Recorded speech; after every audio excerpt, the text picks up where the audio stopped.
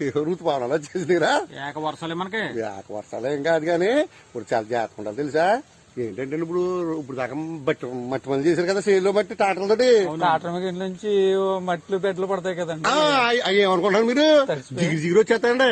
మన ఆడవాళ్ళు ఏం చేస్తారు తెలుసా, ఓ మనకంటే స్పీడ్కి వెళ్ళిపోతా ఉంటారు. అవునండి. టైర్లు జారిపోతాను, జాగ్రత్త ఉండాలండి. స్కిడ్ పడిపోతారు. చాలా జాగ్రత్త ఉండాలి తెలుసా. వెళ్ళటం మంచిది. వాటర్ కూడా బయట తాగకూడదండి. జాగ్రత్త ఉండాలి. కాసుకుని తాకటం అది క్లోరిన్ వాటర్ క్లోరిన్ వాటర్ తాగలండి బాబు. అన్ని మనం చెప్పాలి పిల్లలకి.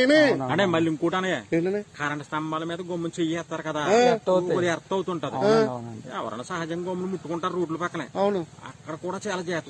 చాలా జాగ్రత్తగా చెప్పాలండి. ఇదిగో ఈయనప్పులు ఉంటాయి చూసారా, చాలా జాగ్రత్త. పూర్మ చిన్నప్పుడండి గేదెలు రాసుకుని అలా ఉండిపోయండి. కరెంట్ లాగేస్తుంది పిల్లలకి అవి చెప్పాలి. ఇదిగో ఈ వర్షాకాలం అంటే కాళ్ళు స్నానాలు చేయకూడదు, వైద్యులకి కాళ్ళు ఉండిపోతాయి.